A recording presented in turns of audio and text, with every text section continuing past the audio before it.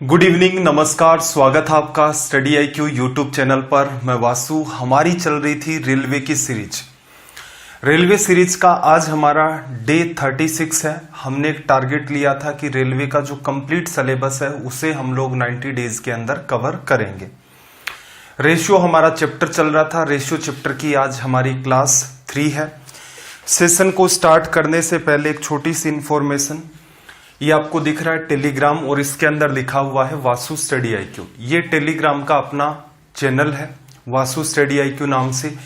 यहां पर daily basis पर आपको एक तो क्लास की लिंक मिल जाती है, प्लस में जो मैं आपको पढ़ाता हूं, जैसे ही आपका चैप्टर कंप्लीट होता है आपको PDF मिल जाती है। और सारी की सारी PDF अब तक, जैसे ही ये चैप्टर कंप्लीट होगा, अब तक जितनी क्लासेज हुई हैं रेलवे को लेकर, सबको कंपाइल करके एक सिंगल फॉर्म में आपको PDF मिल जाएगी। प्लस यहां पर एग्जाम रिलेटेड और जो इंपॉर्टेंट इंफॉर्मेशन होती है वो आपको प्रोवाइड करवाई जाती है। नीचे वाला पार्ट आपको दिख रहा होगा Vasu study IQ doubt group. यहां पर आप अपने एग्जाम रिलेटेड डाउट्स पूछ सकते हैं। तो भाई चलिए स्टार्ट करते हैं अपना सेशन। और सेशन स्टार्ट करने से पहले सवाल नंबर 638 को हमें डील करना है वैसे तो, लेकिन एक ज्योमेट्री का होमवर्क था, उसको मैं थोड़ा सा डील कर लेता हूं। ज्योमेट्री का होमवर्क आपको दिया था उन सवालों के अंदर, तो सवाल कुछ आपका इस टाइप का सा था एक, कि ये आपका एक क्वार्टर सर्कल है, सर्कल का चौथा हिस्सा 90 डिग्री बना है ना, ये देखो इस हिसाब से परपेंडिकुलर लाइन ड्रॉ कर दी, तो ये 4 बराबर हिस्सों में हो गया। फिर इसमें आपसे एक सवाल पूछ रखा था कि इस एंगल की वैल्यू क्या होगी, इस एंगल की वैल्यू क्या होगी, ये सवाल था। इस क्वेश्चन का कम ही बच्चों ने वैसे तो रिप्लाई किया था वहां कमेंट सेक्शन के अंदर। तो देखो, जिन बच्चों को इश्यू आ रहा था वो इस बात को समझ लें कि इसकी वैल्यू कैसे निकलेगी। तो इसके लिए आपको क्या करना पड़ेगा भाई, इसको कन्वर्ट कर ले जाओ आप एक सर्कल के अंदर। सर्कल के अंदर आपने इसको कन्वर्ट कर लिया। अब आप क्या करो, इस पार्ट को इस पार्ट से मिला दो। मिलाने का क्या फायदा होगा, तो बात को ऑब्जर्व करना। अगर मैं इसे नाम देता हूं A, ये B, O और ये मैं मान लेता हूं P, तो देखो A और B ने सेंटर पर जो एंगल बनाया वो कितना है, 90 डिग्री। A और B सर्कमफेरेंस पर जो एंगल बनाएगा वो इसका जस्ट हाफ होता है, तो ये कितना आ गया, 45 डिग्री लिखा जा सकता है। आगे कैसे सोल्व करेंगे, आगे क्या सोल्व करना है, हो चुका है सवाल आपका सोल्व। देखो ये क्या बन गया, इसको अगर मैं Q नाम दे देता हूं तो A Q B P आपका क्या है, साइक्लिक क्वाड्रिलेटरल चक्रीय चतुर्भुज। कैसे हुआ भाई, चारों के चारों वर्टेक्स आपके सर्कमफेरेंस या परिधि पर है। और आपको पता है साइक्लिक क्वाड्रिलेटरल में आमने सामने के एंगल्स का सम 180 होता है। तो आप यहां से कह सकते हैं कि ये 45 है तो ये कितना होगा, दोनों को जोड़ोगे 180 आना चाहिए, तो ये एंगल आपका हो गया 135 डिग्री। तो ये उस सवाल का रिजल्ट था। सवाल आसान है, सारी की सारी जितनी भी प्रॉपर्टी होती है उनको हमने डील कर लिया था। बस इस सवाल में ध्यान क्या रखना था, आपको सर्कल बनाना था। सर्कल बना लोगे तो ये सवाल आपका इजी वे में सोल्व हो जाएगा। चलो भाई सवाल नंबर 638 की तरफ मूव करते हैं। लैंग्वेज को रीड करो।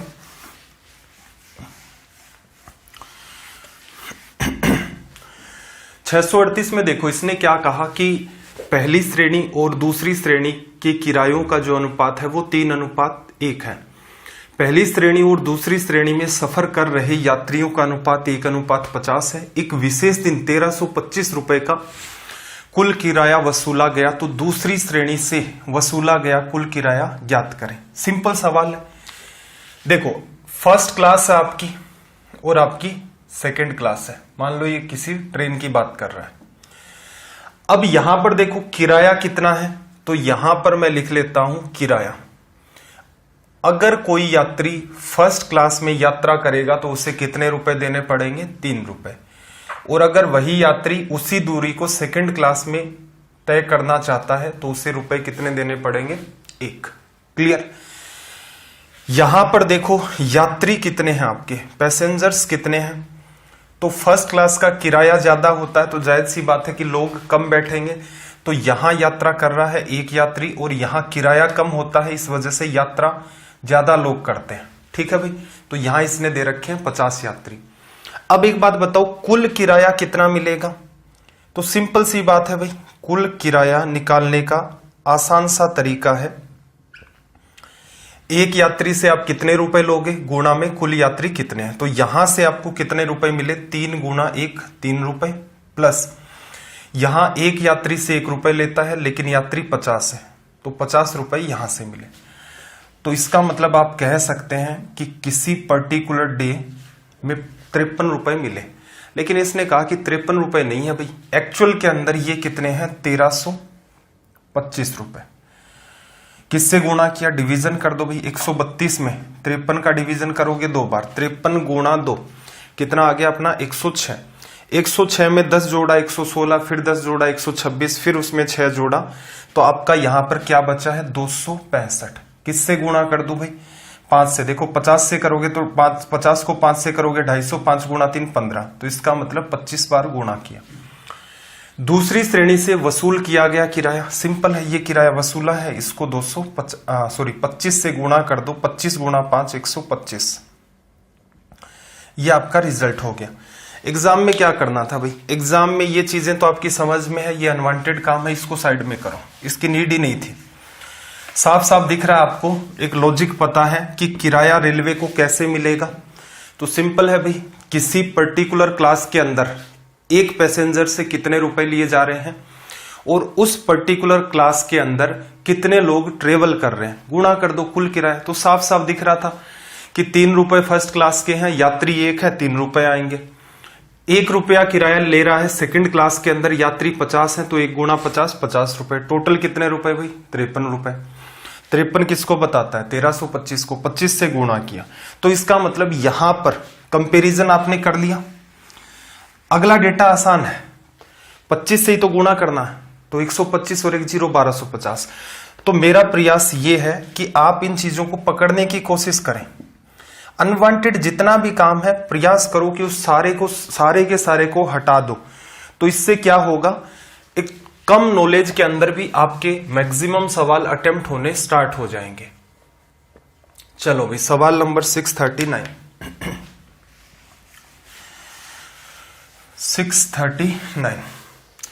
देखो इसने क्या कहा, किसी रेल की फर्स्ट क्लास और सेकंड क्लास में किराए का अनुपात कितना है 4:1। लैंग्वेज क्लियर है आपकी कि कोई यात्री अगर पहली श्रेणी में जाएगा तो उससे 4 रुपए लिए जाएंगे और दूसरी श्रेणी में बैठेगा तो उससे 1 रुपया लिया जाएगा।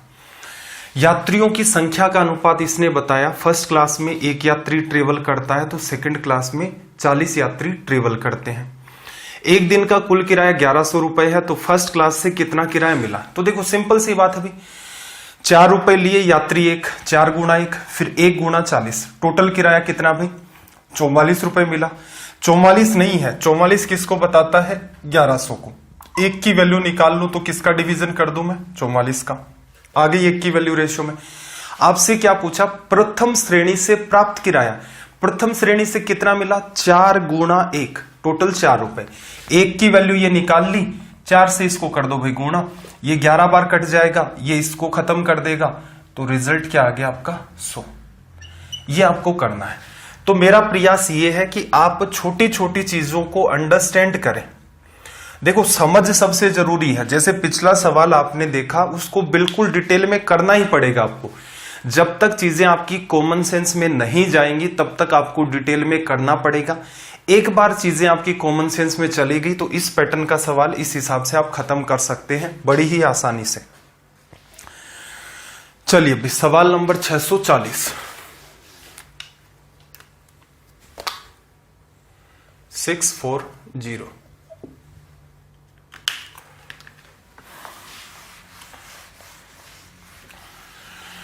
देखना, इसने क्या कहा कि एक कंपनी में कर्मचारियों की संख्या को 9:4 में घटा दिया गया। इसका मतलब समझो, इसका मतलब यह है कि अगर पहले आपके पास 9 कर्मचारी या 9 एम्प्लॉय काम करते थे तो बाद में आपने कितने कर दिए 4, तो ये होता है 9:4 में घटाना। अगर ये कहता कि 9:10 में घटा दिया, ऐसा नहीं कह सकता। रीजन, पहले 9 थे बाद में 10 हो गए, तो ऐसी लैंग्वेज होगी तो क्या कहेगा 9:10 में बढ़ा दिया। ठीक है भाई, ये लैंग्वेज क्लियर होनी चाहिए। तथा उनका वेतन 2:5 में बढ़ा दिया। पहले एक कर्मचारी को 2 रुपए देता था तो बाद में कितने देगा 5 रुपए। कंपनी का खर्च किस अनुपात में घटा या बढ़ा। ठीक है भाई, तो क्या करोगे, पहले का खर्च लिखोगे और बाद का खर्च लिखोगे।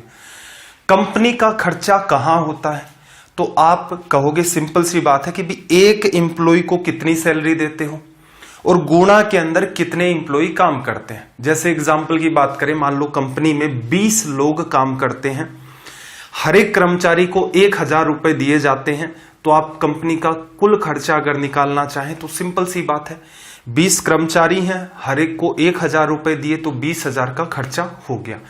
सेम वो का वही कि पहले कर्मचारी 9 थे, एक को 2 रुपए देता था, तो 9 गुणा में 2 कितने भाई, 18 रुपए आ गया पहले का खर्चा। अनुपात अब कर्मचारी 4 हैं, एक कर्मचारी की सैलरी 5 रुपए है, तो 4 गुणा 5 20 रुपए लिखा जा सकता है।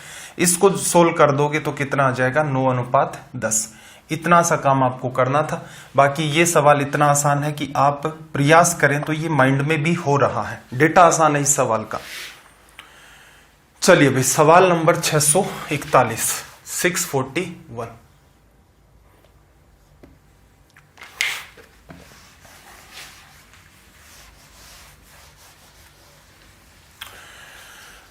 क्या कहा भाई इसने, एक मालिक अपने कर्मचारियों की छटनी 9:8 के अनुपात में करता है। फिर से इसका मतलब क्या है, पहले अगर उसके पास 9 कर्मचारी थे तो बाद में उसने कितने कर दिए, 8। उनका वेतन 14:15 के अनुपात में बढ़ा देता है। पहले एक एम्प्लॉय को 14 रुपीज देता था, तो अब एक एम्प्लॉय को कितने देगा, 15 रुपीज। कर्मचारियों को भुगतान किए जाने वाली कुल रकम, नॉर्मल सी बात है भाई, आपके पास कर्मचारी कितने हैं और गुणा में एक कर्मचारी को आप कितनी सैलरी देते हो, कुल रकम किस अनुपात में घटी। तो नॉर्मल सी बात है, पहले कितने पैसे देता था, बाद में कितने पैसे देगा, सिंपल है। तो देखो, पहले कर्मचारी 9 थे और एक को 14 रुपए देता था, तो 14 इंटू में 9, ये पहले उसे कुल पैसा देना पड़ता था। अब कर्मचारी कितने हैं भाई, 8, और एक कर्मचारी को कितने रुपए देता है, 15 रुपए। 8 गुणा 15 सोल्व करोगे तो 2 से कटेगा, ये आ गया 7 और ये आ गया आपका 4। 3 से काटोगे, ये आपका आ जाएगा 5 और ये आपका आ जाएगा 3। 21:20। पहले 21 रुपए लगते थे, अब 20 रुपए लगते हैं, तो क्या कहोगे, कुल रकम 21:20 में घटी। अगर ये वैल्यू बड़ी आ जाती तो हम कहते, जैसे मान लो ये 23 आ जाती, तो हम कहते 21:23 के अंदर ये बढ़ती है। चलो भाई, मेरे ख्याल से बात समझ आ गई होगी। इन्हीं सवालों को क्या कर सकता है, थोड़ा सा कॉम्प्लेक्स बनाने के लिए, जैसे इस सवाल में परसेंटेज का इसने सहारा लिया है।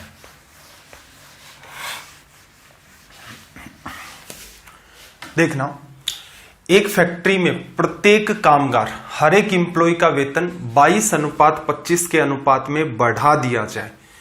पहले एक को 22 रुपए मिलते थे, अब एक को कितने मिलेंगे भाई, 25 रुपए। किंतु कामगारों की संख्या 80/3% घटा दिया जाए तो वेतन पर निवल प्रभाव क्या पड़ेगा, जो नेट इफेक्ट है सैलरी पर या टोटल जो उसका खर्चा हो रहा है उस पर क्या इफेक्ट पड़ेगा। एक डेटा तो आसान है कि पहले भाई एक को 22 रुपए देते थे और अब एक को आदमी को आप 25 रुपए देते हैं, लेकिन कर्मचारी घटाए, इसने ये बात परसेंटेज में दी, तो 80/3% है। तो इसको प्रतिशत को अगर मैं रेशियो में बदलूं तो प्रतिशत की जगह क्या लिखेंगे भाई, 100 लिखेंगे। 20 से काटा आपने 4 बार, 20 से काटा आपने 5 बार, तो ये क्या आ जाएगा, 4/15। ठीक है भाई, इसका मतलब क्या होता है, मतलब भी थोड़ा सा समझ लो भाई, ये 100% को बताता है और ये इसी की वैल्यू मतलब 80/3% को बताता है। जैसे कंपैरिजन करके बता दूं, 25% आप क्या लिखते हो, 1/4, तो ऐसे ही 80/3% क्या बना, 4/15। इसको क्या कहते हो आप, बेस है, तो ये 100%, और ये वैल्यू किसको बताती है, लेफ्ट में लिखे परसेंटेज को, यानी 25% को। चलो भाई, सवाल को सोल्व करते हैं। पहले एम्प्लॉय कितने थे भाई, सॉरी, पहले एक आदमी को कितने रुपए देता था, 20। बाद में एक आदमी को कितने रुपए देने लग गया, 25 रुपए।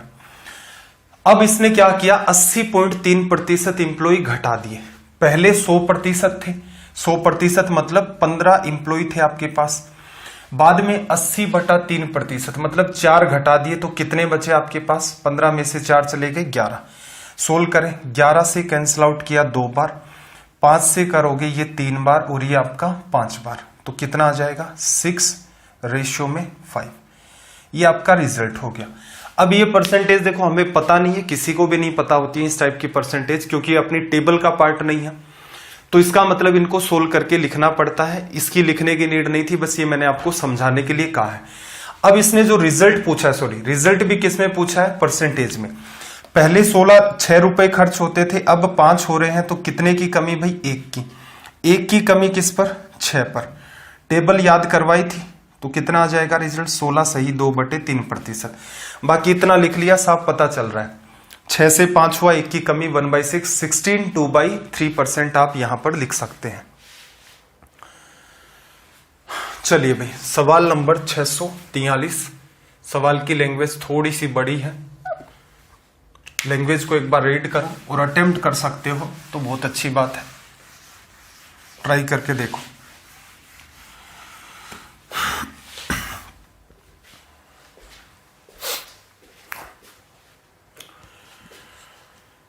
इस सवाल में देखो इसने आपसे क्या कहा कि ए, बी और सी की आय, इनकम जो है वो 7:9:12 के रेशियो में है।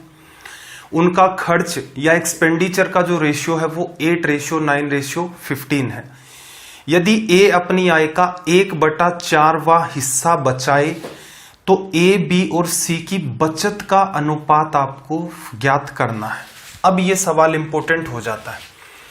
रीजन, यहां पर एक छोटी सी बात आप एडजस्ट करते हो और वो एडजस्ट हो जाती है, तब ये सवाल आसान भी हो जाता है। देखना जरा, आपको 3 लोग इसने दिए, एक ए दिया, एक आपको बी दिया और एक आदमी आपको सी दिया। अब इसने कहा कि इनकी जो इनकम है उसका रेशियो कितना है भाई, 7:9:12 लिखा जा सकता है। और इनका जो एक्सपेंडिचर है, इनका जो खर्च है, उसका अनुपात इसने दिया है 8:9:15 लिखा जा सकता है।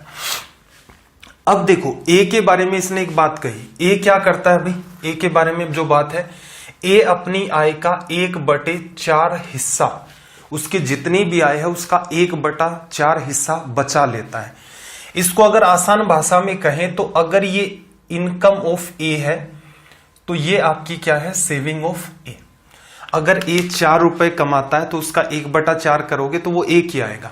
इसका मतलब अगर ए 4 रुपए कमाएगा तो 1 की बचत करेगा। और एक्सपेंडिचर यहां से क्या लिख सकते हो, 3 रुपए। एक्सपेंडिचर किसका भाई, ए का। ये तो आपकी बेसिक अंडरस्टैंडिंग है, ताकि वो कैसी भी बात कहे कि ए अपनी आय का 4/5वां हिस्सा है वो बचत कर लेता है, इस टाइप का कोई भी डेटा आपको दे सकता है। आपको मतलब पता होना चाहिए, आपको बचत चाहिए, बचत निकाल दोगे, सिंपल सा लॉजिक होता है, इनकम में से एक्सपेंडिचर लेस करें। लेकिन यहां जो ए के लिए इसने शर्त दी है वो शर्त फुलफिल होनी चाहिए। क्या, ए 7 रुपए कमाता है, खर्च कितने करता है, 8। लेकिन इसने क्या कहा था, ए अपनी आय का 1/4वां हिस्सा बचत में ले जाता है। 4 रुपए कमाए, 1 का खर्चा कर दिया, 3 का खर्चा कर दिया, 1 की बचत हो गई। यहां नहीं मिल रहा है ऐसा कुछ, यहां कैसे मिलेगा, तो देखो यहां मिलने का यही सबसे इंपॉर्टेंट बात है। पहले तो क्या करो, आप इस 7 और इस 8 को इक्वल कर लो। इक्वल कैसे करोगे भाई, ऊपर मैं 8 का गुणा कर दूं और नीचे मैं 7 का गुणा कर दूं। सभी को क्यों किया, रीजन ये है कि अगर मैं सिर्फ इसको 8 से गुणा कर दूंगा तो मेरा अनुपात बदल जाएगा। पीछे हमने एक बहुत छोटी सी बात पढ़ी थी कि अगर 2 या उससे ज्यादा या कितनी भी संख्याएं आपकी एक पर्टिकुलर रेशियो में हैं तो उनको आप एक ही संख्या से गुणा कर दो, उन सभी रेशियो पर कोई फर्क नहीं पड़ेगा। यहां देखो इनकम का रेशियो है, सबको 8 से गुणा कर दूं फिर वापस 8 से काट दो, इसका मतलब रेशियो पर कोई फर्क नहीं पड़ा है। और यही सबसे जरूरी बात होती है कि रेशियो पर कोई भी इफेक्ट नहीं आना चाहिए। ये क्यों कर रहे हैं इसका रीजन आपको समझ आ जाएगा। मैंने इसको 8 से गुणा किया, इसको 7 से किया। अब क्या लॉजिक बनेगा देखना, हमें तो ए पर टारगेट करना, बी और सी तो ऑटोमेटिक बैलेंस होंगे। ए 56 रुपए कमाता है और 7 × 8 56। ए 56 रुपए कमाता है और 56 ही खर्च कर देता है। लेकिन कंडीशन हमें ये जस्टिफाई करनी थी कि ए क्या करे, 4 रुपए कमाए, 1 की बचत करे और 3 का खर्चा। अब देखना जरा, हमने इसे बैलेंस किया तो आपने क्या देखा, डिटेल में समझा रहा हूं मैं इस सवाल को। तो ए 56 रुपए कमाता है और 56 रुपए ही खर्च कर देता है। इसको 8 से मल्टीप्लाई किया, इसको 7 से किया। ए 56 रुपए कमाता है, 56 ही खर्च कर देता है। या फिर और बेटर क्या हो सकता था, 8 और 7 का एलसीएम, लेकिन यहां पर तो 56 ही आना, 8 और 7 का एलसीएम। आपने इक्वल किया तो ये बात आई, लेकिन सवाल की कंडीशन तो ये है कि ए क्या करे, 4 रुपए कमाए, 1 की बचत करे, 3 का खर्चा कर दे। तो आपको दिख रहा होगा यहां पर इनकम और एक्सपेंडिचर का रेशियो 4:3 है, जबकि ये तो 1:1 है। तो बेटर क्या रहेगा, इसको आप 4 से गुणा कर दो और इसको 3 से कर दो। अगर अब आप इनका रेशियो लोगे तो देखना 56 से 56 कट जाएगा, इनकम और एक्सपेंडिचर का रेशियो 4:3 हो जाएगा। तो यहां देखना जरूरी बात क्या है, ये वाला जो पार्ट 8 और 7 से मल्टीप्लाई किया, क्यों किया भाई, हमें पहले तो ए की इनकम और एक्सपेंडिचर को इक्वल करना था। फिर उसने जो बात कही है कि 4 रुपए कमाएगा तो 3 का खर्चा करेगा, तो एक बार इसको 4 से करो और इसको किससे करो भाई, 3 से गुणा करो। ये क्या है, आपकी क्वेश्चन की कंडीशन, क्वेश्चन की कंडीशन। अब आप रेशियो ले सकते हो कैसे, ये वैल्यू कितनी, 8 गुणा 7 गुणा 4, तो ये क्या बनेगा 56 गुणा 4, एक इनकम। 8 गुणा 7 गुणा 3, 56 गुणा में 3 आएगा, रेशियो लोगे, सवाल की कंडीशन आपकी जस्टिफाई हो गई। अब मैं इन सबको हटा देता हूं, क्योंकि ये सारा खेल तो अपना अंडरस्टैंडिंग का था। इस पार्ट पर आप क्वेश्चन मार्क स्टार लगा लेना। क्या करते हैं ऐसे सवालों में, कुछ भी नहीं समझ में आ रहा होता है, पहले तो उस आदमी की इनकम एक्सपेंडिचर जो भी उसने 2 चीजें दे रखी है उनको इक्वल कर दो, फिर रेशियो निकाल लो, जो सवाल की कंडीशन होती है उसके हिसाब से इसको सेट कर दो। इतना सा काम है। अब इसको आप सोल्व कर सकते हो। सोल्व करने का तरीका क्या है भाई, इनकम में से एक्सपेंडिचर घटा दोगे तो क्या आएगी, सेविंग। देखना ये कितना है भाई, 8 गुणा 7, 56 गुणा 4, इसका अंदर गुणा करोगे, इसका अंदर गुणा करोगे, ये 56 गुणा 4 है, ये 56 गुणा 3 है, तो 56 गुणा 4 में से 56 गुणा 3 लेस करोगे तो कितना बनेगा, 56 इंटू में 1। एक काम आसान हो गया। फिर देखना जरा, यहां पर 9 गुणा में 32 है और यहां 9 गुणा में 21 है, तो यहां क्या बचेगा भाई, इनकम में से एक्सपेंडिचर घटाओगे तो 32, 9 तो मैंने कॉमन ले लिया, 32 में से मेरा 21 चला गया, कितना बचा मेरे पास, 11 बच गया। ये रिजल्ट हो गया 5699। वैसे देखोगे तो यहां से देखो इतना ही आपने सोल्व किया, ऑप्शन ए आपका करेक्ट हो गया। आगे अगर आप इसे और सोल्व करना चाहें तो देखना जरा, 32 गुणा 12, 21 गुणा में 15। अब अगर आपको लगता है कुछ कॉमन आ रहा है तो कॉमन ले ले, जैसे 3 इसमें भी है, इस गुणा में देखो, ये गुणा में है, ये भी गुणा में है, इसमें से इसको घटाना है। आपने क्या किया, 3 कॉमन ले लिया, 3 इसमें है, 3 इसमें भी है, चलो 3 चला गया मेरा। 4 नहीं आ रहा है कॉमन, इतना ही आएगा, चलो 3 आपने कॉमन ले लिया। तो यहां देखना 8 गुणा 4 32, 32 गुणा 4 128, माइनस 15 गुणा 7 135। क्या गड़बड़ की भाई हमने, गड़बड़ तो की है कोई ना कोई। 3 आपने कॉमन ले लिया, 64 128, ये बात तो ठीक है। 3 यहां से कॉमन आ गया और यहां 4 गुणा 4 16, 16 गुणा में 8 128, यहां से 3 गुणा 15 गुणा 7 105 होता है, ठीक है भाई, 15 गुणा 9 135 होता है। इसको सोल्व करोगे तो यहां वैल्यू अपने पास कितनी बच गई भाई, 23 गुणा 3, ये कितना आ जाएगा 69। बाकी आपका आंसर यहां पर इतना सा देख करके आ रहा था साफ साफ। तो ये सवाल इंपॉर्टेंट है, इस सवाल की अंडरस्टैंडिंग सबसे इंपॉर्टेंट है। एक बार जब ये चीजें समझ आ गई तो एग्जाम में ये नहीं लिखना, ये कॉमन सेंस की बातें हैं। एबीसी एक सीक्वेंस में दे रखा है तो उसको भी नहीं लिखना है, सीधे सीधे आप डील कर सकते हैं। चलिए भाई, सवाल नंबर 644, 644।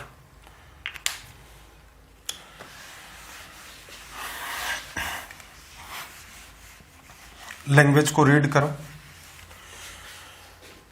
देखो 644 में इसने क्या कहा, किसी फैक्ट्री में कुशल, अकुशल और क्लर्क की संख्या 8:5:1 में है। कि अगर हम लोग बात करें उस फैक्ट्री की तो उसमें जो स्किल्ड वर्कर हैं उनकी संख्या 8 है, और जो यहां पर अनस्किल्ड वर्कर हैं वो कितने हैं, 5 हैं, और क्लर्क कितना है, 1। उनकी मजदूरी किस रेशियो में है, 5:2:3। कि स्किल्ड वर्कर को 5 रुपए मिले, अनस्किल्ड अकुशल वर्कर को 2 रुपए मिले, और स्किल्ड को कितने मिले भाई, 3 रुपए। ये रेशियो दे दिया। यदि उसमें अकुशल मजदूरों की संख्या 20 है तथा सभी की दैनिक मजदूरी 3180 रुपए है, तो प्रत्येक क्लर्क की दैनिक मजदूरी क्या है। देखो स्किल्ड वर्कर है आपके पास, अनस्किल्ड वर्कर है आपके पास, और क्लर्क आपके पास। और यहां पर देखना कुशल, अकुशल और इनकी संख्याएं दे दी। और देखो एक जगह आप जाकर के देखोगे तो अकुशल मजदूरों की संख्या कितनी है, 20, और रेशियो के अंदर कितनी बता रखी है इसने, रेशियो में देखोगे 5। तो सीधे सीधे मैं इनकी संख्या लिखना चाहूं कि नंबर ऑफ पर्सन्स कितने हैं, तो 5 की तुलना 20 से करोगे 4 गुना, तो इसका मतलब इसको भी 4 से करोगे तो ये एक्चुअल में 32 है। ये आपके 20 इसने बताई है, और यहां से गुणा किया आपने 4 से, तो ये 4 हो गया। ये मेरे पास एक्चुअल वैल्यू आ गई। ये रेशियो में ना लेकर के आप कह सकते हो ये एक्चुअल वैल्यू है। एक मजदूर की मजदूरी, एक की मजदूरी, हर एक को कितने रुपए मिलते हैं, तो देखना इसको कितने रुपए मिलते हैं, 5, इसको मिलते हैं 2, इसको मिलते हैं 3। मैं साथ में x का इन्वॉल्वमेंट कर लेता हूं। क्लियर। सभी की दैनिक मजदूरी डेली, ये लोग 32 हैं, एक को 5x मिले, ये लोग 20 हैं, एक को 2x मिले, और ये लोग 4 हैं, एक को 3x मिले। सबका गुणा कर दो भाई, 32 गुणा 5 160x प्लस, देखो किसी भी संख्या को 5 से गुणा करते हैं, जैसे इसको 5 से गुणा करना है तो माइंड में एक छोटी सी बात ध्यान रखें, 32 गुणा में इसको अगर मैं 10/2 लिख दूं कोई फर्क नहीं पड़ेगा, तो इससे इजी क्या हो जाएगा, 320 में 2 का डिवीजन करना 160। 5 का गुणा करने के कंपैरिजन में 2 का भाग देना आसान होता है। ठीक है, तो इसका मतलब 32 को 5 से गुणा करने के बजाय मैं 320 में 2 का भाग दे दूं, तो इसमें ही तो भाग देना असल में 2 का, तो ये कितना आ गया 16, और एक आपका 0 मेंटेन है। ये कितना आ गया भाई 40x, ये कितना आ गया 4 3 12x, इक्वल का साइन लगा लो, 3180 रुपए, 160 40 200, और ये कितना आ गया 212x बराबर 3180। अब यहां से इसको आप सोल्व करोगे तो देखना जरा कितनी बार डिवीजन जाएगा। डिवीजन की बात करें तो एक बार तो 318 में सीधे सीधे चला गया, लिखा जा सकता है। 212 लेस करोगे, 18 में से 12 गया 6, और 3 में से 2 गया 1, 106 10 1060। किससे गुणा करूं, देखो 200 को 5 से करोगे 1000, 12 को 5 से करोगे 60, तो इसका मतलब 15 बार डिवीजन चला गया। आपसे पूछा क्या है, प्रत्येक क्लर्क 3x की वैल्यू 15 रख दोगे 45 रुपए, ये आपका रिजल्ट आ गया। ठीक है भाई, तो ये सवाल थोड़े से धीरे धीरे अपने क्या है लेवल के आ रहे हैं बीच बीच में इस पर्टिकुलर पैटर्न के अंदर, तो पेशेंस बना करके एक बार इनको खुद से जरूर करना। और क्या क्या अनवांटेड पार्ट है जो हटाना है वो आपको मैं ऑलरेडी वैसे भी बता चुका हूं।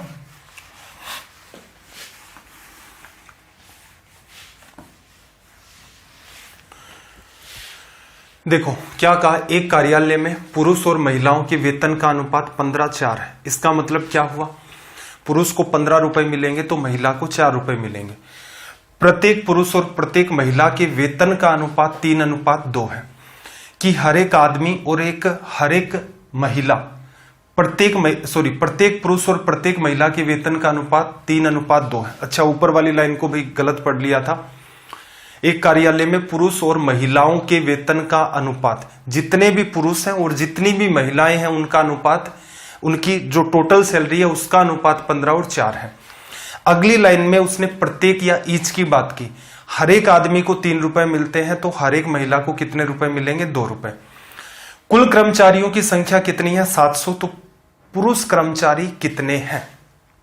इंपॉर्टेंट बात समझना, देखो टोटल सैलरी की अगर मैं बात करूं, टोटल सैलरी की बात करूं तो आप क्या कहोगे, n गुणा में एक कर्मचारी, n गुणा में एक कर्मचारी की सैलरी। यही सिंपल सा लॉजिक होता है कि भाई 20 कर्मचारी हैं, एक को 1000 रुपए दोगे, 20 गुणा में 1000, 20,000 रुपए हो गए। अगर आपको संख्या चाहिए कि भाई कितने आपके पास कर्मचारी हैं, तो n की जब वैल्यू, या फिर इसको छोड़ो, सिंपल है, इसको भी सोल्व करोगे तो कर्मचारियों की आपके पास संख्या आ जाएगी। अब यहां से देखना जरा, एक कार्यालय में पुरुष और महिलाओं के वेतन का अनुपात टोटल सैलरी का है। ये आपके पास मेल है, ये आपके पास फीमेल है। टोटल पुरुष है उनको 15 रुपए मिलते हैं, और जो आपकी कुल महिलाएं हैं उनको 4 रुपए मिलते हैं। लिखा मैंने इक्वल में। मैं क्या कर रहा हूं, ये फॉर्मेट फॉलो कर रहा हूं, आदमियों के लिए अपन महिलाओं के लिए।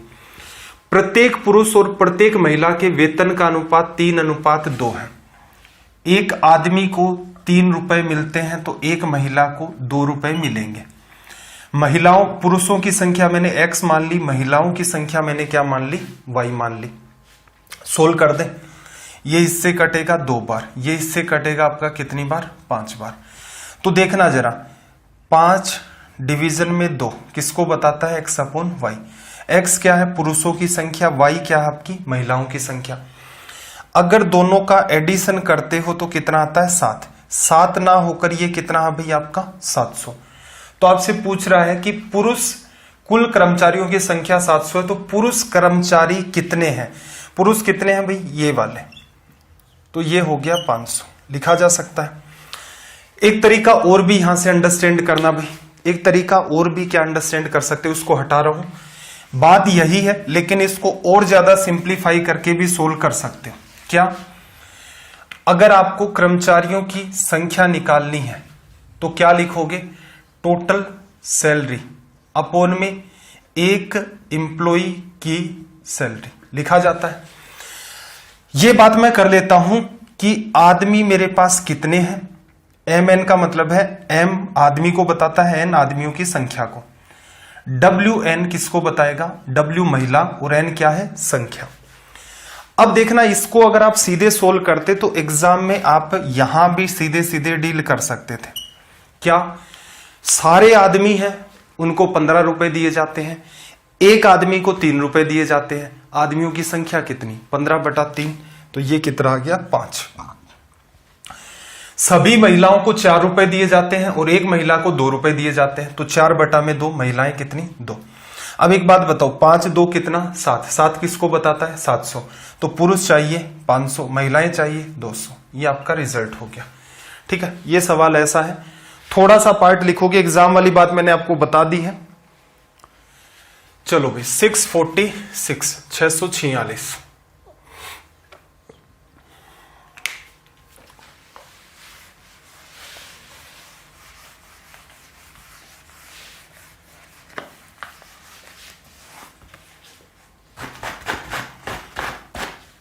सिक्स 46 में देखना जरा, एक परीक्षा में पास हुए व फेल हुए छात्रों का अनुपात 25:4 है। कि पास अगर 25 स्टूडेंट होते हैं तो 4 फेल हो जाते हैं। यदि 5 छात्र और आ जाएं व फेल हुए छात्र 2 कम हो जाएं तो पास हुए छात्रों व फेल हुए छात्रों का अनुपात 22:3 हो जाता है। परीक्षा में शामिल कुल छात्रों की संख्या ज्ञात करें। देखो, आपके पास लोग कौन कौन है, पास होने वाले, फेल होने वाले, और इन दोनों को ऐड कर दूं तो मैं टोटल। ये क्वेश्चन आप कई तरीकों से कर सकते हैं, जैसे आपका मन करे तो पास अपॉन फेल का रेशियो बना लें, उससे भी हो सकता है। आपका मन करे पास अपॉन टोटल का रेशियो बना लें। आपका मन करे फेल अपॉन में आप टोटल का रेशियो बना लें। ठीक है, जनरली इन दोनों में से कोई बात आप काम में लोगे तो ये थोड़ा सा स्पीड से हो जाता है और ये आसान लगता है दिखने में, क्योंकि हमें जनरली ऐसी आदत होती है, फेल पास चल रहा है तो इसी वे में हम लोग करते हैं। ठीक है, बाकी ऐसा है, अपना जो प्राइम फोकस है वो ये है कि अपना ये सवाल सोल्व हो जाए। ठीक है, कोई भी तरीका आप फॉलो करें उससे बात बन जाए। अब देखो, मैं टारगेट करता हूं पहले तो पास अपॉन फेल से। ठीक है भाई, मेरे पास स्टूडेंट कितने हैं? पास होने वाले स्टूडेंट है मेरे पास 25, फेल होने वाले हैं मेरे पास 4। तो मैं क्या कर दूं, 25x तो पास होने वाले ले लिए मैंने और 4x मेरे क्या हो गए, फेल हो गए। ठीक है भाई, पास और फेल का रेशियो हो गया। अब क्या कह रहा है कि यदि 5 छात्र और आ जाएं, फेल हुए छात्र 2 कम हो जाएं, तो देखो पहले फेल कितने हो रहे थे, 4x। अब की बात करूं तो 2 कम हो। ये जो लाइन चल रही है ये कब की है, पहले की। और ये कब की बात चल रही है, यदि इफ का केस लग गया, 4x पहले थे, 2 कम आपके फेल हो। और इसने एक बात और कही है, 5 स्टूडेंट और आ चुके हैं। पहले जितने भी स्टूडेंट थे उनमें 5 स्टूडेंट और आ गए। जितने भी फेल हो रहे थे उससे 2 कम फेल हुए। तो एक बात बताओ मुझे, फेल होने वाले स्टूडेंट 2 कम हो गए, तो इसका मतलब ये 2 स्टूडेंट पास होंगे। 5 स्टूडेंट बाहर से आए हैं, वो किस में जाएंगे, पास में या फेल में? वो जाएंगे पास में। क्यों? अब बात को एक एक करके देखना।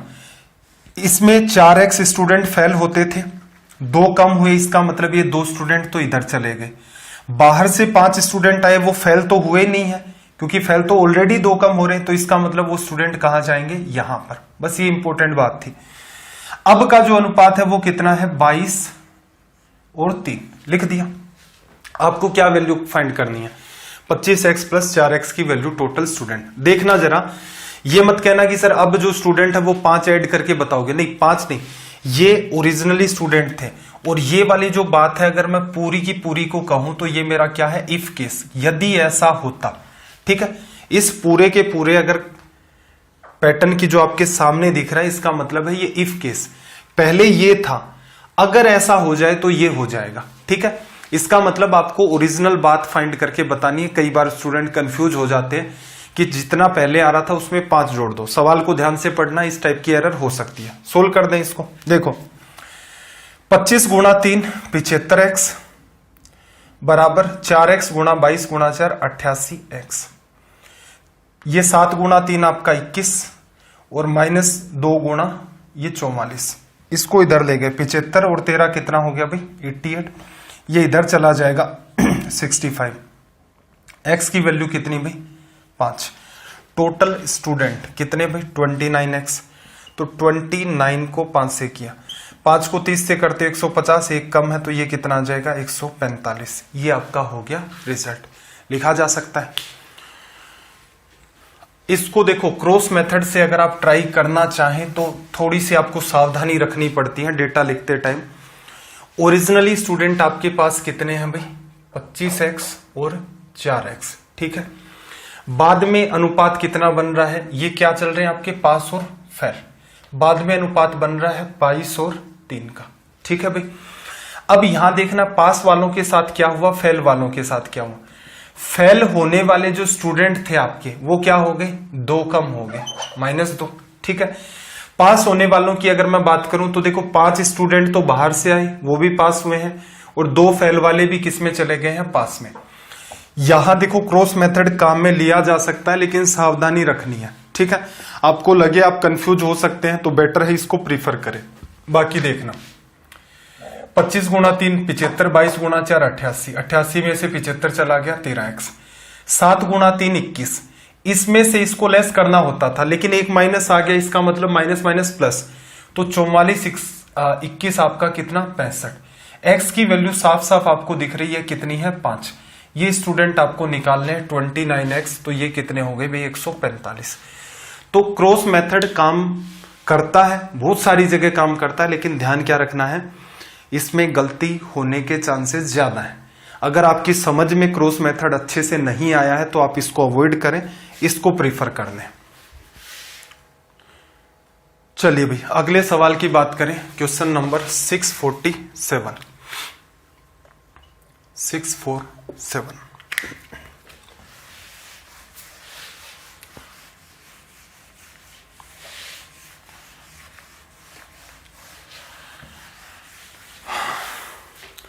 लैंग्वेज को जल्दी से आप इसको रीड करें, अगर अटेम्प्ट कर सकते हैं तो बहुत अच्छी बात है।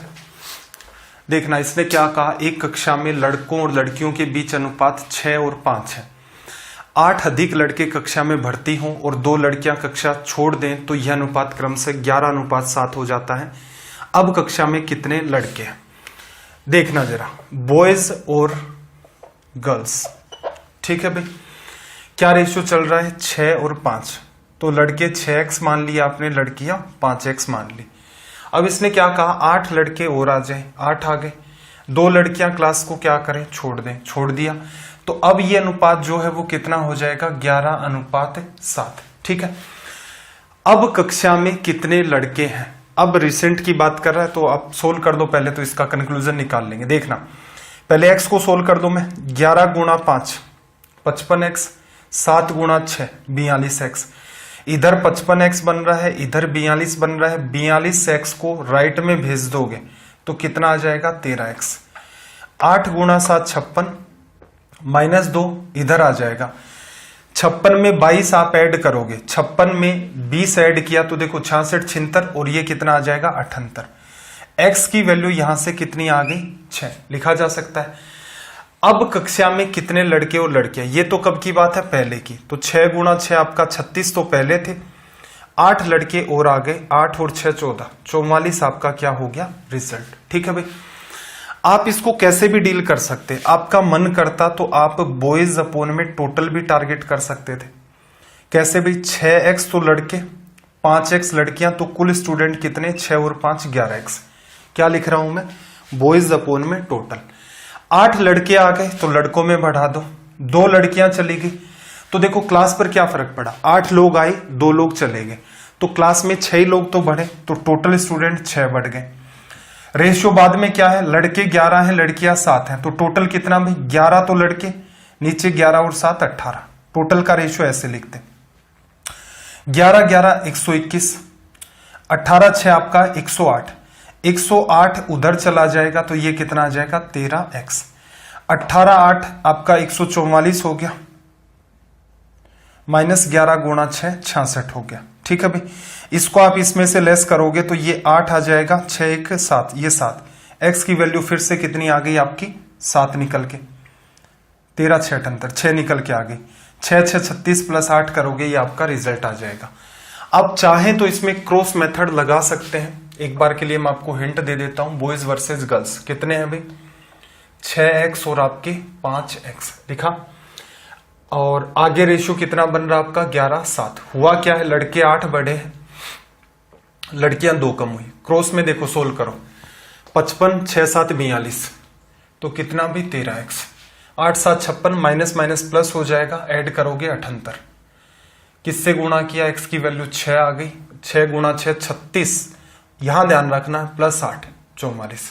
ठीक है भाई, तो जो भी आपको तरीका कन्वीनियंट लगे, थोड़ा सा स्पीड से इसलिए पढ़ा रहा हूं कि एक ही एक टाइप का सवाल चल रहा है, आपको समझ आ गया मेथड क्या क्या हो सकते हैं। 3 तो वो तरीके थे, एक आपका क्रॉस मेथड है, जो भी आपको ठीक लगे आप उसे प्रीफर कर सकते हैं। हालांकि जो जनरल मेथड है उसी से हम लोगों ने क्रॉस मेथड निकाला था, पीछे कैसे आया था ये बात भी मैंने आपको डिटेल में एक्सप्लेन की थी। 648 की बात करें, देखो किसी रेजिमेंट में युद्ध से पहले अफसरों तथा जवानों का अनुपात 3:31 था। इसका मतलब क्या हुआ, पहले ऑफिसर आपके पास 3 थे और आपके पास जवान थे जो वो 31 थे सोल्जर्स। युद्ध में 6 अफसर और 22 जवान मारे गए, अब यह अनुपात 1:13 हो गया। युद्ध से पहले रेजिमेंट में ऑफिसर्स की क्या संख्या थी, रेशियो लेना है, ऑफिसर्स वर्सेज सोल्जर्स का ले सकते हो, ऑफिसर्स वर्सेज टोटल का ले सकते हो, सोल्जर वर्सेज टोटल का ले सकते हो, जो आपको ठीक लगे। लड़ाई से पहले क्या था 3:31, 3x ऑफिसर थे, 31x आपके सोल्जर्स थे। अब युद्ध में क्या हुआ भाई, 6 ऑफिसर मारे गए, -6 हो गए, 22 सोल्जर्स जो है वो मारे गए। अब देखना जरा 3x में से 6 चला गया, अब ऑफिसर इतने, अब सोल्जर इतने, और अब का रेशियो कितना 1:13।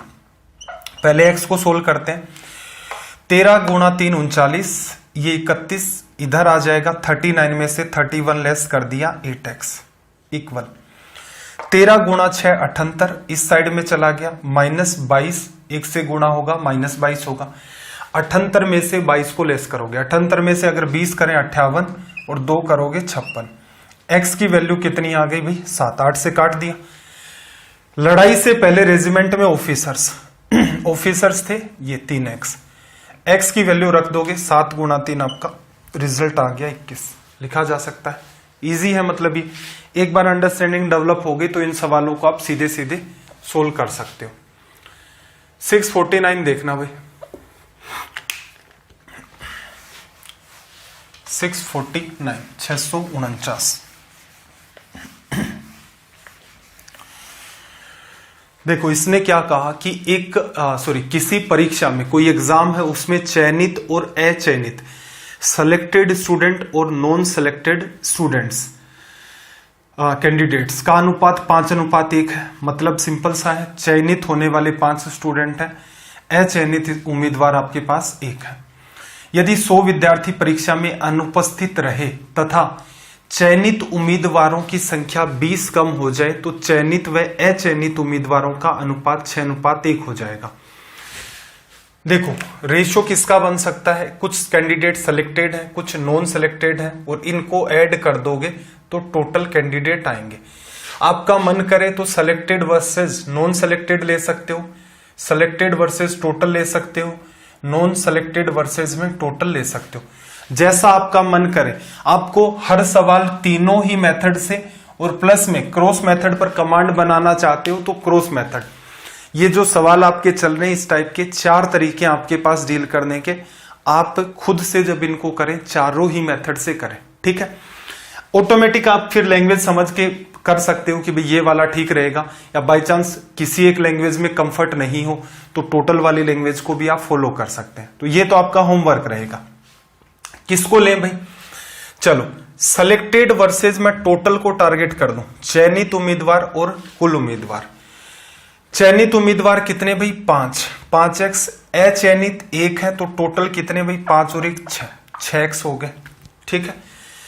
शुरुआत के अंदर टोटल 6x हो गई, यही हमें फाइंड करना। अब देखो परीक्षा में 100 विद्यार्थी अनुपस्थित रहे, ये जितने भी थे ना टोटल, इसमें से क्या कर दिया आपने 100 को एब्सेंट रख दिया, क्लियर।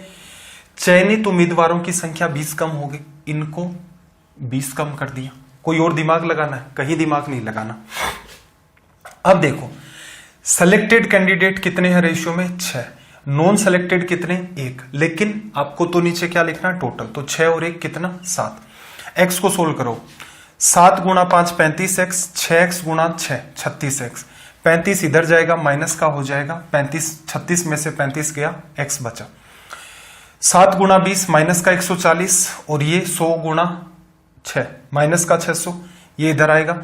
600 में से 140 लेस कर दोगे तो कितना आ जाएगा 460। आपको टोटल कैंडिडेट्स बताने थे, x की वैल्यू रखो 6x है, 6 से मैं गुणा कर देता हूं 0, 6 6 36, 6 4 24 और 3 24 और 3 27, 2760 टोटल कैंडिडेट। 4 तरीके बताए हैं, चारों से प्रयास करके देख लेना। क्रॉस मेथड छोड़ना चाहो तो भी कोई समस्या नहीं है, क्रॉस मेथड छोड़ते हो तो कैलकुलेशन इस तरीके में करनी है। ऐसा नहीं, कई बच्चे देखो ये आदतें हैं यार, छोड़ने का प्रयास करो। 7 गुना जैसे कई क्या करेंगे 35x लिखेंगे, माइनस 140 लिखेंगे, 36x लिखेंगे और माइनस का 600 लिखेंगे। देखो अगर कैलकुलेशन आपकी टिपिकल जाती है, मैं ये मानता हूं ऐसे कर दो, कोई बुराई नहीं, लेकिन कैलकुलेशन आसान है। फिर अगले पार्ट में आप इसको लिख रहे हो, ये x है, 600 में से ये चला गया 460 आ गया। अब ये लाइन क्यों लिख रहे हो, एक लाइन को लिखने में ही लिखने में कम से कम 10 सेकंड का आपका टाइम चला गया, 10 से 15 सेकंड। अगर आप अपनी आदतों को सुधारेंगे तो ऐसा नहीं है वो एक सवाल में सुधरेगी, वो आपकी ऑल ओवर मैथ्स के अंदर सुधरेगी।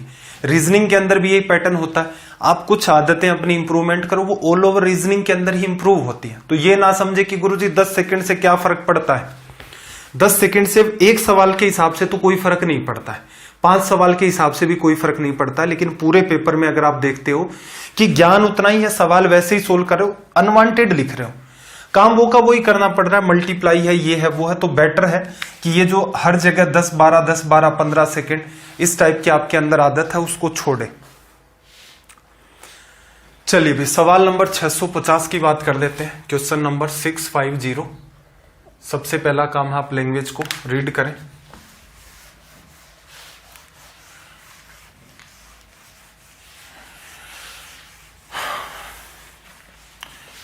देखना क्या कहा, एक क्लास के अंदर बॉयज और गर्ल्स का रेशियो 2:1 है। 15 लड़कियां क्लास छोड़ के चले गई, उसके बाद 45 लड़के क्लास छोड़ करके चले गए। अब अनुपात जो आपका 1:5 हो जाएगा। बताइए शुरुआत में कितनी लड़कियां थी?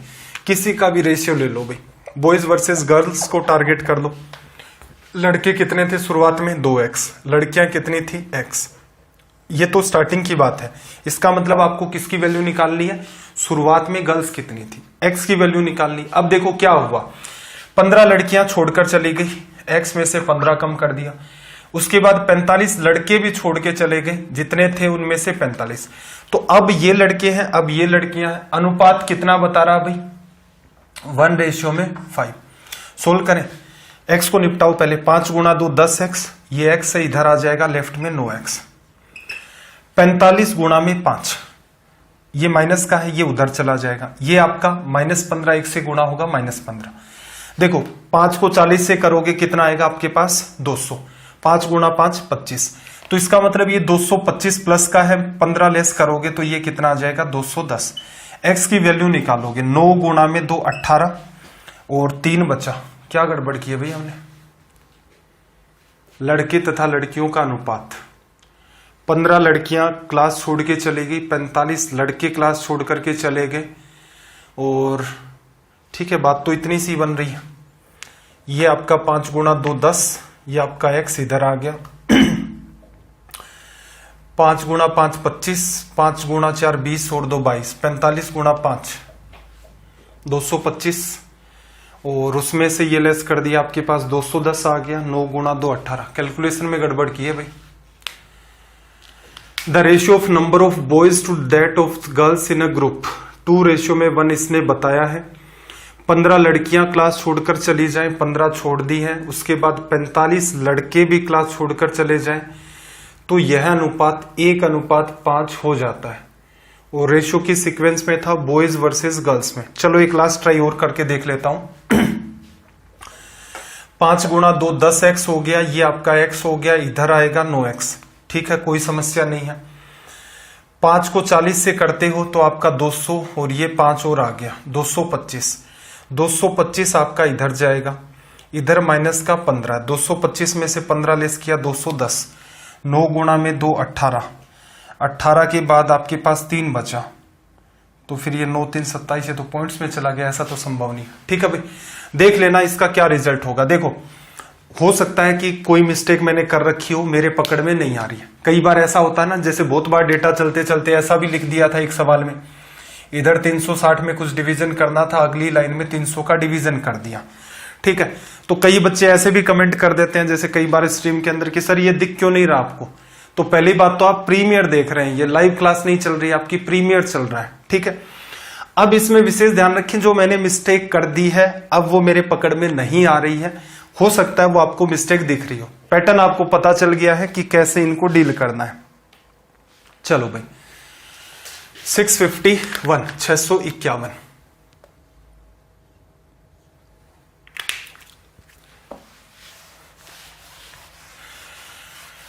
651 में देखना भाई, इसने क्या कहा। किसी स्कूल के 132 परीक्षार्थियों में से सफल छात्रों का असफल छात्रों से 9:2 है। यदि 4 और छात्र उत्तीर्ण हो जाते तो सफल छात्रों का असफल छात्रों से क्या अनुपात होगा। इंपॉर्टेंट बात देखना, पास होने वाले स्टूडेंट और फेल होने वाले स्टूडेंट किस रेशियो में है? 9:2। और टोटल स्टूडेंट 11 किसको बताता है भाई? 132 को। किससे गुणा किया? डिवीजन कर दो 12 से। इसका मतलब 108 स्टूडेंट, मैं फिर 12 का गुणा कर रहा हूं, और ये 12 गुणा 2 24। 108 स्टूडेंट पास हुए थे, 24 आपके फेल हुए थे। अब आपसे ये क्या कह रहा है कि यदि 4 छात्र और उत्तीर्ण हो जाते, 4 अगर और पास होते तो ये कितने हो जाते? 112। ये कितने होते? ये 20 हो जाते। इंपॉर्टेंट बात बस यही है, ये वाली जो लाइन है यही इंपॉर्टेंट है। रीजन, अलग से मत ले आना स्टूडेंट, स्कूल में लिमिटेड कर दिए उसने स्टूडेंट 132। उसने ये नहीं कहा कि बाहर से 4 स्टूडेंट आए थे और वो पास हो गए ना, जो फेल हो रहे थे, ये अगर 4 ज्यादा पास हो रहे हैं तो इसका मतलब फेल होने वाले थे, उसमें से हट करके ये इसमें आ गए। इसे सोल्व करना है। 4 से काट दो भाई, ये तो 5 आ गया, 4 गुणा 2 8, 3 4 8 32, 28:5 आपका रिजल्ट हो जाएगा। ठीक है, पहला डेटा एकदम आसान है, कंपैरिजन वाला, देख करके लिखने की नीड थी सीधे सीधे। 652 652।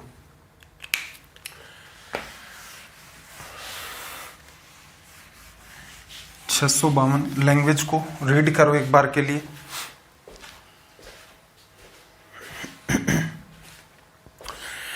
देखो इसने क्या कहा, 432 विद्यार्थियों वाले एक स्कूल में लड़कों और लड़कियों की संख्या का अनुपात 5:4 है।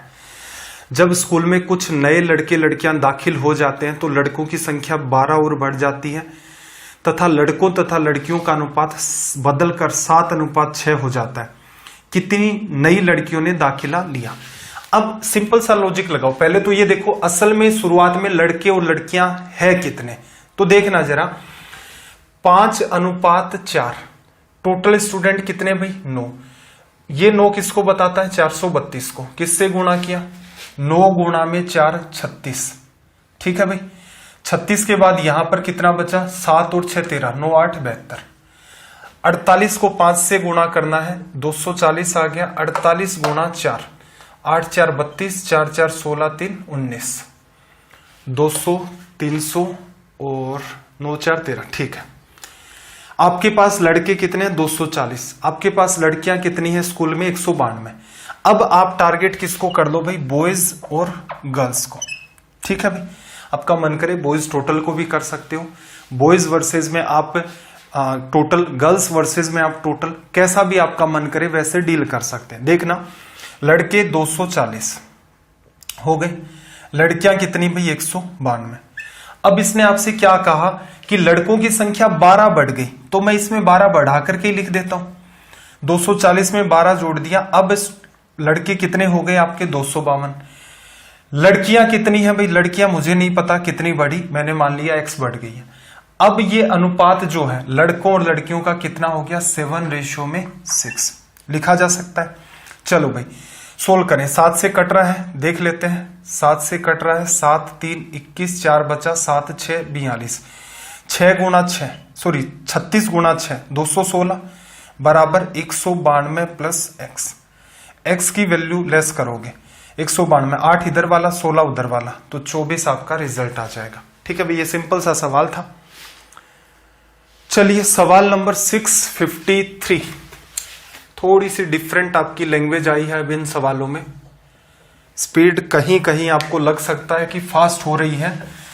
रीजन इसका इतना ही है कि कुछ सवाल सेलेक्ट किए जाते हैं कोई भी चैप्टर पढ़ाने से पहले कि इतने सवाल तो एटलीस्ट स्टूडेंट को करवाए जाएं। तो इस वजह से क्या होता है, एक ही टाइप के जब सवाल बार बार चलते हैं, मेरा प्रयास तो यही रहता है कि हर टाइप के कम से कम 3-3 4-4 या 5-5 सवाल करवाऊं।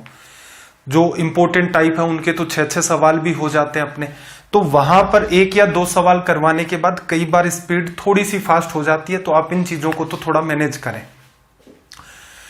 क्या कहा देखो, एक व्यक्ति अपनी 12,900 रुपए की धनराशि को 5 पुत्र हैं इसके, 5 सन हैं और 4 डॉटर हैं और 2 भतीजे हैं, इनमें बांटता है।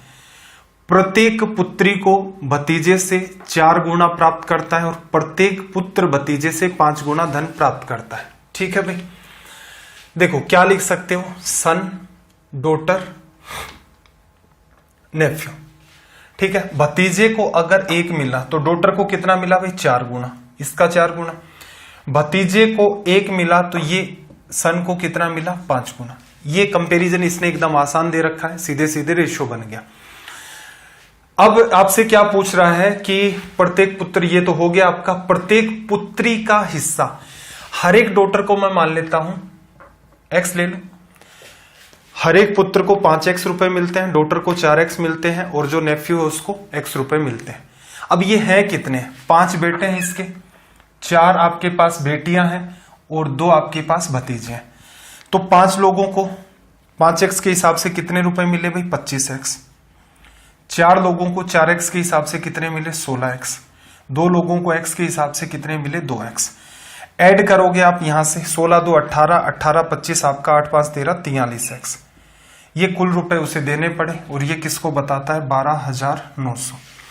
43 गुणा 3 और 2 लग गए 0। अब क्या पूछ रहा है, प्रत्येक पुत्री का हिस्सा 4x, x की वैल्यू 300, 4 गुणा 3 1200। ये आपका रिजल्ट हो गया, कुछ खास है नहीं इस सवाल में। 654 654।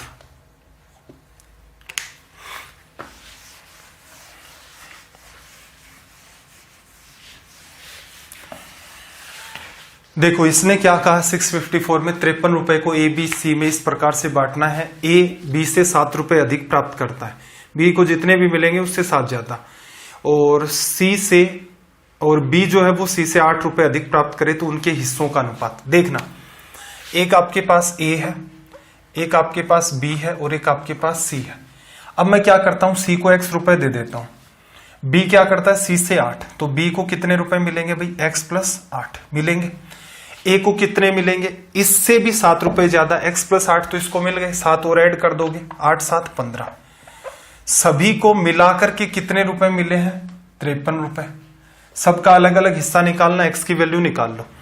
यहां से ये वैल्यू देखो x तो सभी में 3x, 8 5 13 23 लेस कर दोगे तो यहां पर कितना बचेगा 30। x की वैल्यू कितनी आ गई 10। तो इस a को कितने रुपए मिले 10 प्लस 15 25, 10 8 18 और ये आपका 10। अनुपात हो गया 25 अनुपात 18 अनुपात 10। ठीक है, नकली टाइप का ही सवाल है, कोई खास दिमाग नहीं लगाना इस सवालों में। देखना जरा 655 655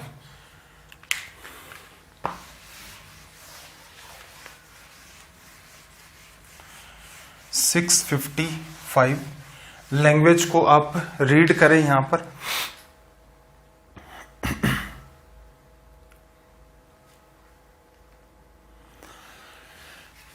देखो इसने क्या कहा 2368 रुपए 8 आदमी 10 महिलाएं और 12 बच्चों के बीच बांटना है।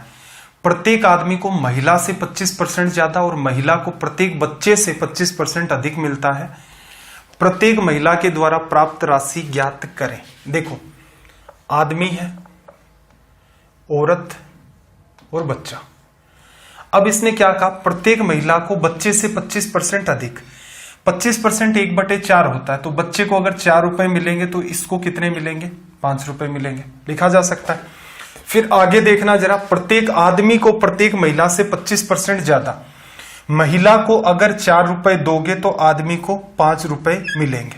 ठीक है, अब या तो आपको ये चीज सिंप्लीफाई करनी आनी चाहिए कि 5 गुणा 5 25 आदमी को मिल गए, 5 गुणा 4 20 औरत को मिल गए, 4 गुणा 4 16 आपको बच्चे को मिल गए। जैसे मैंने पीछे सिखाया था ना various ratio two single ratio. अगर इस बात में आप कंफर्ट नहीं है, अगर इस बात में आप कंफर्ट नहीं है तो देखना क्या करोगे, बच्चे को 4 रुपए मिले, महिला को 1 बढ़ाकर 5। अब देखो आदमी को इससे भी 25% ज्यादा, 5 रुपए तो मिलेंगे ही मिलेंगे, इसका 25% और मिलेगा। 25% क्या होगा 1/4, तो ये 5/4। पूरे को 4 से गुणा कर देता हूं तो ये 20 और 5 कितना आ गया 25, ये आपका 20 और ये कितना 16। Ratio simplify. अब ये क्या है, हर एक आदमी को मिलने वाला पैसा है, इसके साथ मैंने x इन्वॉल्व कर दिया। मेरे पास आदमी कितने हैं 8, महिलाएं मेरे पास कितनी है 10 और बच्चे कितने हैं मेरे पास 12। लिखे, एक आदमी को 25x मिलते हैं, एक महिला को 20x मिलते हैं, एक बच्चे को 16x मिलते हैं।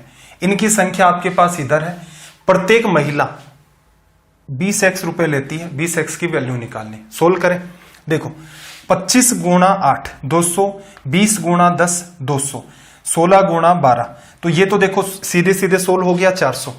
16 गुणा 12, 16 को 10 से करते हो 160, फिर 2 से करोगे 32, 192 हो गया। तो 200 200 400 592x बराबर किसके भी 2368। परफेक्ट रिजल्ट आ रहा है, कटेगा। ये लगभग कितना है आपका 600 और ये लगभग कितना है 2400। 4 से कटता हुआ दिख रहा है, मैच करवा लो। 4 गुणा 2 8, 9 गुणा 4 36, 5 4 20 और 3 23। x की वैल्यू 4, प्रत्येक महिला को 20 गुणा 4 80 रुपए मिलेंगे। ये आपका रिजल्ट हो गया।